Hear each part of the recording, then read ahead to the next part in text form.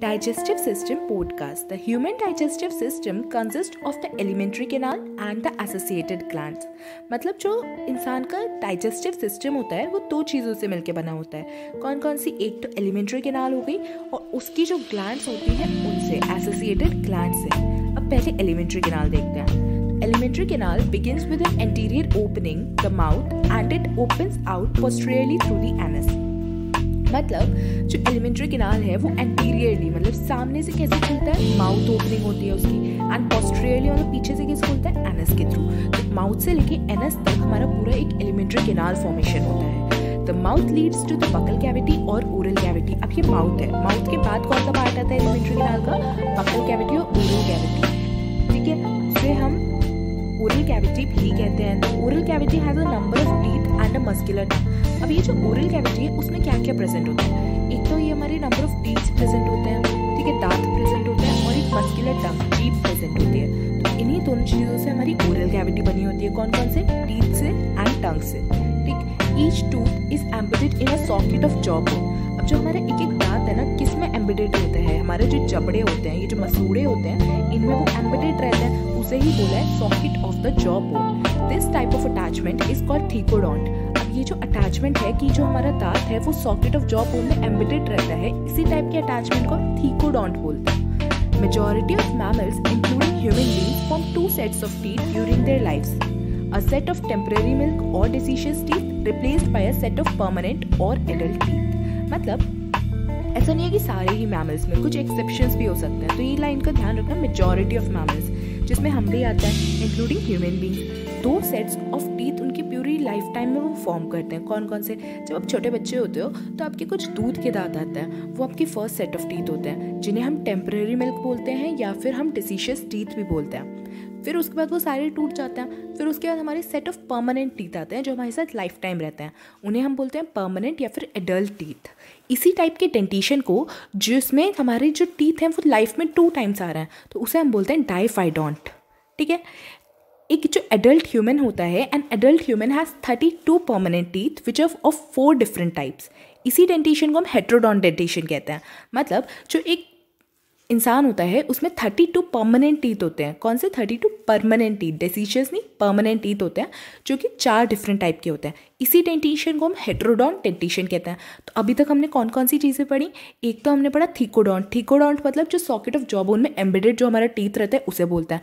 फिर हमने पढ़ा हमारा कौन सा पढ़ा? डाइफाइडोंट, जिसमें क्या है, 2 सेट्स ऑफ टीथ हमारे लाइफ टाइम में फॉर्म होते हैं. अब हम पढ़े हेट्रोडोंट डेंटिशन, मतलब 4 डिफरेंट टाइप के टीथ जो हैं वो प्रेजेंट रहते हैं, इसे बोलते हैं हेट्रोडोंट. मतलब 4 डिफरेंट टाइप के हमारे डेंटिशंस होते हैं, उन्हें ही हम बोलते हैं हेट्रोडोंट डेंटिशन. ठीक है, कौन कौन से होते हैं? Incisors, canines, premolars and molars. ठीक है, arrangement of teeth in each half of the upper and lower jaw in the order incisor, canine, premolar, molar is represented by a dental formula which in human is 2123 divided by 2123. तो जो हमारा arrangement है teeth का, ठीक है, वो कैसे है कि ईच हाफ, 4 हाफ कितने हैं टोटल? कौन कौन से? एक upper left, upper right, lower left, lower right. ठीक है, तो each half of the upper and lower jaw किस ऑर्डर में होता है? ये ऑर्डर पूछ सकते हैं आपसे कि कौन सा ऑर्डर होता है इंसिजर, कैनाइन, प्रीमोलर, मोलर का. तो यह हमेशा ध्यान रखना है. पहले कौन से आते हैं? इंसिजर, फिर आते हैं कैनाइन्स, फिर आता है प्रीमोलर्स, फिर आते हैं मोलर्स. ठीक है, अब इन्हें रिप्रेजेंट कैसे करते हैं? 2123 डिवाइडेड बाई 2123. अब इसमें 2 कौन सा है? 2 है इंसिजर्स, ठीक है, 1 है कैनाइन्स, फिर 2 आता है वो है प्रीमोलर, एंड 3 है हमारे मोलर्स. ठीक है, यही ऑर्डर ध्यान रखना है आपको, क्योंकि इसे उल्टा करके भी दे सकता है, तो इसका ध्यान रखना. The hard chewing surface of the teeth made up of enamel helps in the mastication of food. अब जो हमारा जो हार्ड च्यूइंग सरफेस होती है टीथ की, जो कि इनामल की बनी होती है, मतलब ये जो ऊपर टीथ के वाइट वाइट होता है ये हमारा इनामल होता है, इसे ही हम क्या कहते हैं? Hard chewing surface. इसके थ्रू हमारा जो खाना है वो हम चबाते हैं, जिसे हम मास्टिकेशन कहते हैं. मतलब मास्टिकेशन ऑफ फूड कौन करता है? टीथ में. टीथ में भी कौन? इनामल. जो इनामल का बना हुआ होता है उसे ही हम कहते हैं हार्ड च्यूइंग सरफेस, जो कि मास्टिकेशन ऑफ फूड करता है. The tongue is a freely movable muscular organ attached to the floor of the oral cavity by the frenulum. ठीक है, तो जो हमारी जीभ होती है वो क्या है? हम उसे हर डायरेक्शन में मूव कर सकते हैं, राइट? उसी से तो हम बोल पाते हैं. तो टंग क्या है? एक फ्रीली मूवेबल मस्कुलर ऑर्गन है. ये किसका है? मस्कुलर ऑर्गन है, ये ध्यान रखना. अटैच्ड, अब ये किससे अटैच्ड होती है? Floor of the oral cavity, ये हमारी ओरल कैविटी है, इसका जो फ्लोर है इससे अटैच्ड होती है किसके थ्रू? By the frenulum. ये वर्ड ध्यान रखना, किसके थ्रू अटैच रहती है? ओरल कैविटी के फ्लोर से, ये आ सकता है रूफ से या फ्लोर से, तो हमेशा ध्यान रखना फ्लोर से अटैच रहती है, एंड किसके थ्रू? फ्रेन्यूलम के थ्रू। तो इसमें हमें क्या ध्यान रखना है? टंग क्या है? एक फ्रीली मूवेबल मस्कुलर ऑर्गन है, अटैच रहती है floor of the oral cavity किसके थ्रू? फ्रेन्यूलम के through. The upper surface of the tongue has small projections called papillae, some of which bear taste bud. अब जो हमारी टंग है उसके कितने सरफेस है? एक अपर सरफेस है, एक लोअर सरफेस है। तो जो अपर सरफेस है उसमें हमारे कुछ स्मॉल प्रोजेक्शंस होते हैं जिन्हें हम पैपिले बोलते हैं। अब जो पैपिले हैं उनमें से कुछ के पास, ऐसा नहीं है हर एक के पास, some of which bear taste buds, ठीक है। तो जो हमारी टंग है उसकी जो अपर सरफेस है उस पर हमारे कुछ स्मॉल प्रोजेक्शंस होते हैं जिन्हें हम क्या बोलते हैं? पैपिले बोलते हैं। अब उन पैपिले में से ज़रूरी नहीं है हर एक के पास, लेकिन कुछ पैपिले इसके पास टेस्ट बड्स होते हैं जिसके थ्रू हमें टेस्ट महसूस होता है कि ये खट्टा है, मीठा है, ये हम पता लगाते हैं टेस्ट बड्स के थ्रू, जो कि अपर सरफेस ऑफ द टंग पे प्रेजेंट होते हैं, ठीक है। Oral cavity leads into a short pharynx which serves as a common passage for food and air. अब हम माउथ से पहले आए थे ओरल, जिसे हम बकल कैविटी भी बोलते हैं। अब ये ओरल कैविटी फर्दर लीड करती है किसी चीज़ को, किसको लीड करेगी? एक शॉर्ट फेरिंग्स, ठीक है। माउथ, ओरल कैविटी, देन आता है हमारा शॉर्ट फेरिंग्स, जो कि सर्व करता है common passage for food and air. मतलब इसके थ्रू हमारा खाना भी पास आउट होता है और साथ साथ में हवा भी पास आउट होती है। तो क्वेश्चन बन सकता है कि कौन सा ऐसा कॉमन पैसेज है फूड एंड एयर के लिए? That is pharynx. अच्छा, शॉर्ट फेरिंग्स या long pharynx? Short pharynx, right. The oesophagus and the trachea, जिसे हम विंड पाइप भी बोलते हैं, ओपन्स इनटू द फेरिंग्स। अब जो हमारा ईसोफेगस है और जो ट्रैकिया, विंड पाइप जो है उसे क्या बोला जाता है? उसे ट्रैकिया बोला जाता है, ठीक है। ध्यान रखना, trachea is also called wind pipe. वो हमारा फेरिंग्स में जाके खुलते हैं। कौन कौन सी चीज़ फेरिंग्स में जाके खुलती है? Esophagus and the trachea, which is also called windpipe. A cartilaginous flap called epiglottis prevents the entry of food into the glottis, that is opening of the windpipe during swallowing. मतलब एक हमारा क्या होता है, जो ग्लॉटिस है, glottis क्या है? ओपनिंग है विंड पाइप की। जो ट्रैकिया है उसकी ओपनिंग, ठीक है, उसमें हमारा क्या जाता है? विंड पाइप है तो ऑब्वियसली विंड जाएगी, वो खाने के लिए तो नहीं है ना। तो उसमें हमें जो खा रहे हैं हम, अब भाई उसे क्या पता, उसके लिए कुछ प्रिवेंशन तो होना चाहिए ना, ताकि खाना उस पाइप में ना जाए। तो उसके लिए जो ग्लॉटिस है उसके ऊपर एक एपिग्लॉटिस लगा होता है। एपी मतलब ऊपर एंड ग्लॉटिस उसका नाम है। तो एपिग्लॉटिस लगा होता है जो प्रिवेंट करता है entry of food into the glottis. Glottis क्या है? Opening of the wind pipe. कब? ड्यूरिंग स्वेलोइंग, जब हम निगलते हैं खाने को उस टाइम पे एपिग्लॉटिस ग्लॉटिस में खाना जाने से प्रिवेंट करता है। अच्छा, एपिग्लॉटिस है क्या? एक हमारा कौन सा फ्लैप है? साइनोवियल फ्लैप है या कार्टिलेजिनस फ्लैप है? कार्टिलेजिनस फ्लैप है, ठीक है, ये ध्यान रखना। The esophagus is a thin, long tube which extends posteriorly passing through the neck, thorax and the diaphragm and leads to a J-shaped bag-like structure called stomach. तो जो हमारा esophagus है वो क्या है? वो एक thick है या thin है?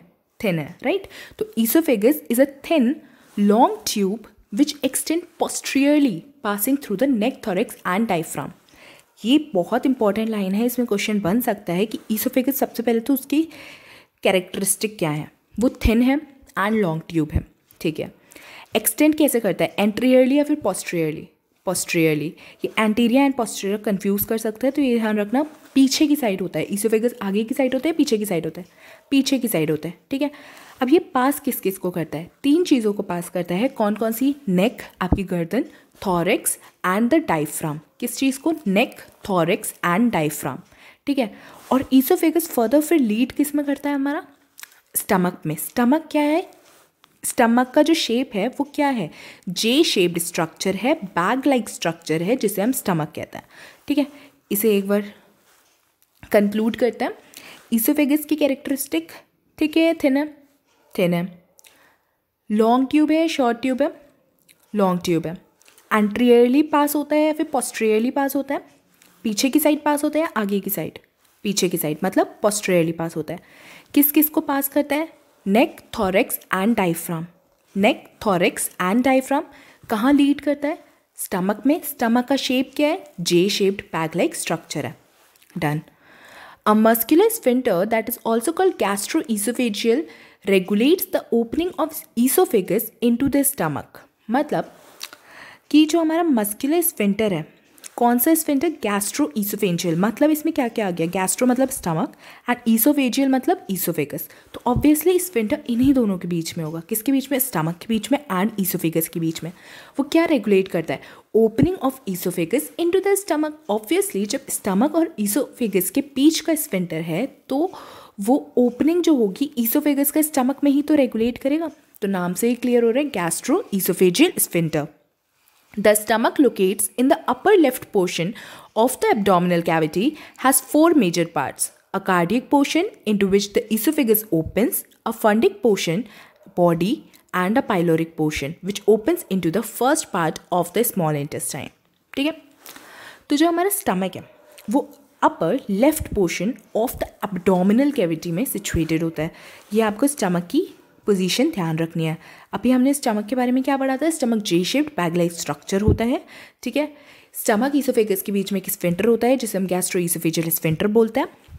स्टमक जो होता है वो upper left portion of the abdominal cavity में सिचुएटेड होता है।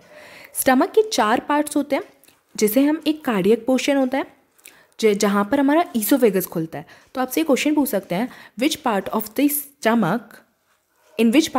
Stomach the oesophagus opens? तो वो कौन सा पार्ट हो गया? कार्डियक पोर्शन हो गया। ठीक, एक फंडिक पोर्शन होता है। ये एक्स्ट्रा नॉलेज है कि फंडिक पोर्शन में कोई भी डाइजेस्टिव एक्टिविटी नहीं होती है, तो बस ध्यान रख रहा है अभी। ठीक है भाई, सबके वो बताऊंगी, बस इसका रह जाएगा। इसलिए फंडिक रीजन में कोई भी डाइजेस्टिव एक्टिविटी नहीं होती है। ठीक है, फिर आते हैं बॉडी। अब आपसे पूछा जाएगा स्टमक का ऐसा कौन सा रीजन है जो कि मेन सेंट्रल रीजन है, जो कि मेन रीजन है? तो वह है बॉडी। ऑब्वियसली हमारा बॉडी है वो मेन रीजन है ना, तो स्टमक का भाई मेन रीजन कौन सा हुआ? बॉडी। एंड पाइलोरिक पोर्शन जो कि हमारा ओपन होता है स्मॉल इंटेस्टाइन में जाके। तो स्टमक का ऐसा कौन सा रीजन है जो कि स्मॉल इंटेस्टाइन में जाके खुलता है? That is pyloric portion. Stomach का ऐसा कौन सा रीजन है जहाँ ईसोफेगस आके खुलता है? Cardiac portion. Main central region of the stomach कौन सा है? बॉडी है। ठीक है, small intestine is distinguishable into 3 regions: a C-shaped duodenum, a long coiled mid-portion jejunum, and a highly coiled ileum. अब स्मॉल इंटेस्टाइन पे आता है। स्मॉल इंटेस्टाइन 3 रीजन्स में बना हुआ होता है: ड्यूडेनम, जेजुनम एंड इलियम। अब ये ड्यूडेनम, जेजुनम एंड इलियम क्या क्या है? ड्यूडेनम का शेप क्या है? C shaped. ठीक है, स्मॉल इंटेस्टाइन का फर्स्ट पार्ट कौन सा है? ड्यूडेनम, जो कि सी शेप्ड का होता है। ऊपर हमने स्टमक पढ़ा था, वो हमारा जे शेप्ड का था। फिर इसके बाद ड्यूडेनम के बाद हमारा जेजुनम आता है, second portion of the small intestine, जो कि हमारा लॉन्ग क्वाइल्ड मिडिल पोर्शन है, दैट इज जेजुनम। एंड फिर आता है हमारा इलियम, जो कि हमारा हाईली क्वाइल्ड। तो which region of the small intestine is highly coiled? That is ileum. ठीक है, the opening of the stomach into the duodenum is guarded by the pyloric sphincter. ठीक है, अब ऊपर हमने एक स्फिंक्टर पढ़ा था गैस्ट्रो ईसोफेजियल स्फिंक्टर, जिसमें हमारा स्टमक और ईसोफेगस आ रहा था। अब हम एक स्फिंक्टर पढ़ रहे हैं हमारा पाइलोरिक स्फिंक्टर। तो दिमाग लगाओ और बताओ ये स्फिंक्टर होगा कहाँ पर? ऑब्वियसली ये कहाँ पर होगा? हमारा स्टमक और ड्यूडेनम के बीच में, क्योंकि जो स्टमक का पोर्शन था पाइलोरिक, वही तो हमारा स्मॉल इंटेस्टाइन में खुल रहा था, और ड्यूडेनम हमारा स्मॉल इंटेस्टाइन का पोर्शन है। तो जो हमारा स्टमक है और ड्यूडेनम के बीच में जो गार्ड कर रहा है स्फिंक्टर, उसी को हम बोलते हैं पाइलोरिक स्फिंक्टर। ठीक, ileum opens into the large intestine. अब last part of the small intestine हमने पढ़ा था जो कि हाईली कॉइल्ड था, दैट इज इलियम। तो स्मॉल इंटेस्टाइन के बाद लार्ज इंटेस्टाइन आता है, तो कौन सा पोर्शन स्मॉल इंटेस्टाइन का लार्ज इंटेस्टाइन में खुलेगा? That is ileum. ठीक है, ileum opens into the large intestine. It consist of caecum, colon and rectum. अब लार्ज इंटेस्टाइन के भी पार्ट्स होते हैं, वो कौन कौन से हैं? सबसे पहला सीकम, फिर आते हैं कॉलन, कॉलन के डिफरेंट पार्ट्स हैं, अभी आगे देखेंगे। फिर आता है आपका रेक्टम। तो 3 पार्ट लार्ज इंटेस्टाइन के हो गए, caecum, colon and rectum. Caecum क्या है? सीकम एक स्मॉल प्लाइंट सैक है which contains symbiotic microorganisms. Cecum is a small blind sac which hosts some symbiotic microorganisms. तो ऐसा कौन सा पार्ट है आपका लार्ज इंटेस्टाइन का जहाँ पर आपके सिम्बायोटिक माइक्रो ऑर्गेनिज्म रहते हैं? वो कौन सा हो गया? सीकम। ठीक है, a narrow finger like tubular projection, the vermiform appendix which is vestigial organ arises from the caecum.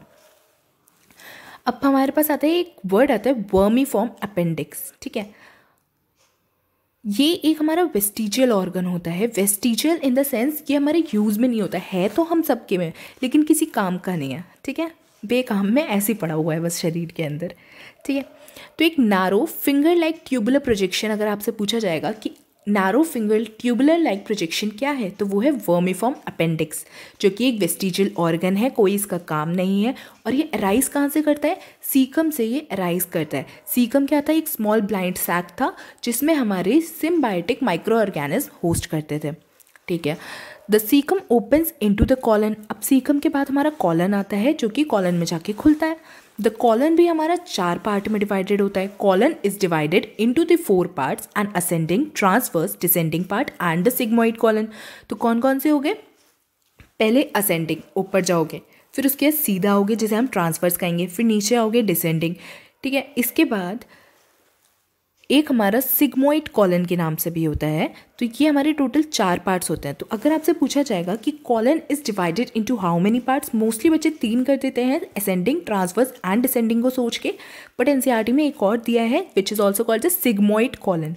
तो टोटल पार्ट्स कॉलन के 4 होते हैं। The descending part which opens into the rectum which opens out through the anus.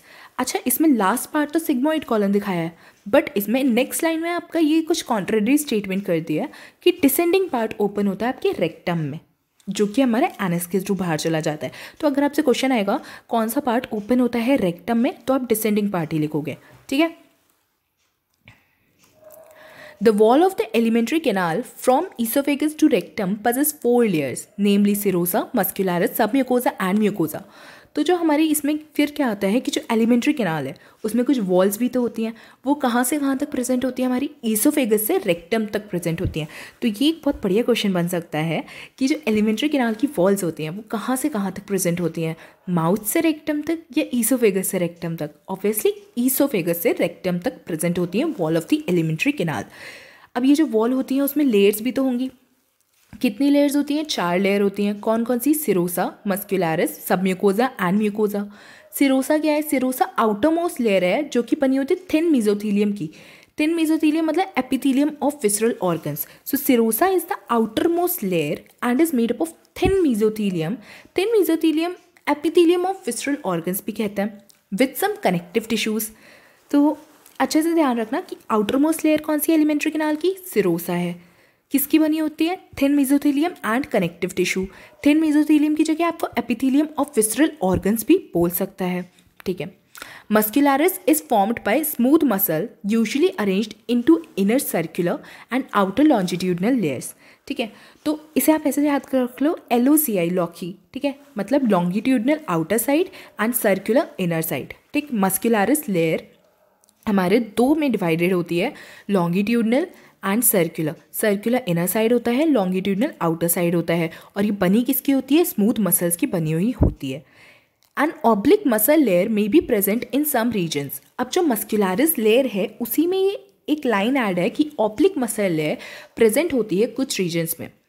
Exactly stomach में होती है, but NCERT में mention नहीं है तो आपको याद नहीं रखना है। बट मस्क्युलरिस का ही एक एडिशनल पार्ट होता है ऑब्लिक मसल लेयर जिसे बोलते हैं, जो कि कुछ रीजन्स में एलिमेंट्री कैनाल के प्रेजेंट होती है। किसमें? ऑब्लिक मसल लेयर किसका पार्ट है? कौन सी लेयर का? मस्क्युलरिस लेयर का, ठीक है। Submucosal layer is formed of loose connective tissues containing nerves, blood and lymph vessels. तो अब हमारा थर्ड लेयर आती है सबम्यूकोजल लेयर, जो किसकी बनी होती है? लूज कनेक्टिव टिश्यूज की, जिसमें nerves, bloods and lymph vessels होते हैं।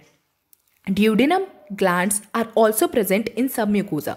तो अब हमसे पूछ सकते हैं ऐसी कौन सा पार्ट है एलिमेंट्री कैनाल का जहाँ जो ग्लैंड्स हैं वो हमारी सबम्यूकोजा में भी प्रेजेंट होती हैं? दैट इज द ड्यूडेनम, ठीक है। तो in which part of the alimentary canal glands are present in submucosa layer also?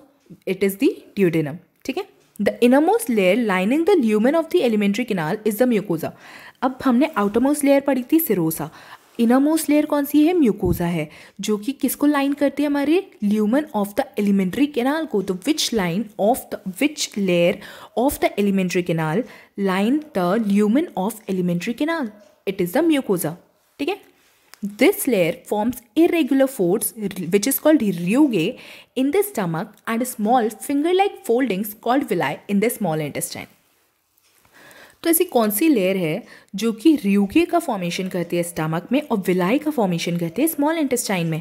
कौन सी लेयर? म्यूकोजा, ठीक है। जो इनर मोस्ट लेयर है वो हमारी फॉर्मेशन करती है इरेगुलर फोल्ड्स का स्टमक में, और स्मॉल फिंगर लाइक फोल्डिंग्स जिन्हें हम विलाई कहते हैं उनका स्मॉल इंटेस्टाइन में।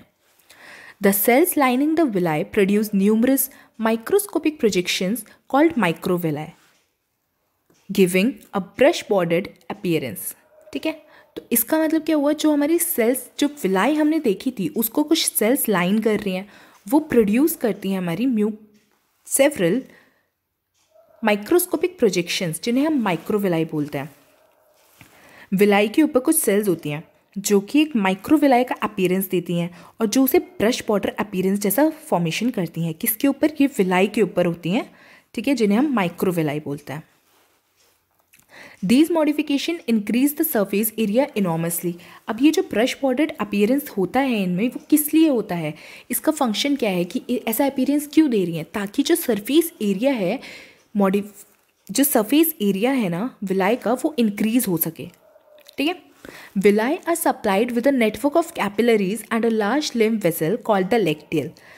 जो विलाइज होती हैं स्मॉल इंटेस्टाइन में, वो कैसे सप्लाइड होती है? हमारी नेटवर्क ऑफ कैपिलरीज से और लार्ज लिम्फ वेसल से, जिन्हें हम लैक्टियल बोलते हैं।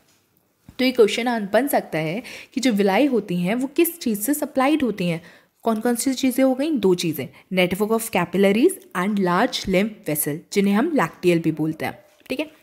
Mucosal epithelium has goblet cells which secrete mucus that help in lubrication. अब जो हमारी म्यूकोजा थी उसमें जो एपिथेलियम है, जिसे हम म्यूकोजल एपिथेलियम बोलते हैं, उसमें कुछ गॉबलेट सेल्स होती हैं। अब ये जो गॉबलेट सेल्स होती हैं इनका फंक्शन क्या होता है कि ये म्यूकस सिक्रीट करती हैं, ठीक है। म्यूकोजल एपिथेलियम, तो म्यूकस सिक्रीट हो रहा है यहाँ पर, किस में हो रहा है? म्यूकोजल एपिथेलियम में। कौन कर रही है? गॉबलेट सेल सिक्रीट कर रही हैं। किस में हेल्प करता है? लुब्रिकेशन में हेल्प करता है, ठीक है। तो म्यूकोजल एपिथेलियम में हमारा म्यूकस सिक्रीट होता है। कौन सिक्रीट करता है? गॉबलेट सेल सिक्रीट करते हैं। किस में हेल्प करता है? लुब्रिकेशन में हेल्प करता है। Mucosa also form glands in the stomach, जिन्हें हम गैस्ट्रिक ग्लैंड्स बोलते हैं, and crypts in between the basis of the villi in the intestine, जिन्हें हम क्रिप्ट्स ऑफ लिबर्कन बोलते हैं, ठीक है। तो कौन सी लेयर जो है, अभी पीछे भी देखा था कि कौन सी लेयर ग्लैंड्स, रियूगे एंड विलाई का फॉर्मेशन करती है? That is the mucosal layer, ठीक है। तो अब हमारी जो म्यूकोजा है वो कुछ ग्लैंड्स का फॉर्मेशन भी करती है। किसमें? स्टमक में, जिसे हम बोलते हैं गैस्ट्रिक ग्लैंड्स। और क्या फॉर्मेशन करती है? क्रिप्ट्स का in between the basis of the villi in the intestine, जिन्हें हम क्रिप्ट्स ऑफ लिबर्कन बोलते हैं। तो म्यूकोजा का हमने क्या क्या पढ़ा? म्यूकोजा क्या क्या फॉर्मेशन करती है? रियूगे फॉर्मेशन करती है स्टमक में, जिन्हें हम इरेगुलर फोल्ड्स कहते हैं। विलाई फॉर्मेशन करती है स्मॉल इंटेस्टाइन में। ग्लैंड्स का फॉर्मेशन करती है स्टमक में, जिन्हें हम गैस्ट्रिक ग्लैंड्स बोलते हैं। और क्रिप्ट्स का फॉर्मेशन करती है in between the basis of the villi in the intestine, जिन्हें हम क्रिप्ट्स ऑफ लिबर्कन बोलते हैं। तो क्रिप्ट्स ऑफ लिबर्कन कौन फॉर्मेशन करती है? म्यूकोजा, ठीक।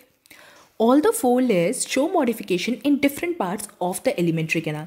अब ये जो हमने 4 लेयर्स देखी थी, सिरोसा, मस्कुलरिस, सब म्यूकोजा एंड म्यूकोजा, ये जो चारों लेयर्स हैं वो डिफरेंट मॉडिफिकेशन दिखाती हैं different parts of the alimentary canal में।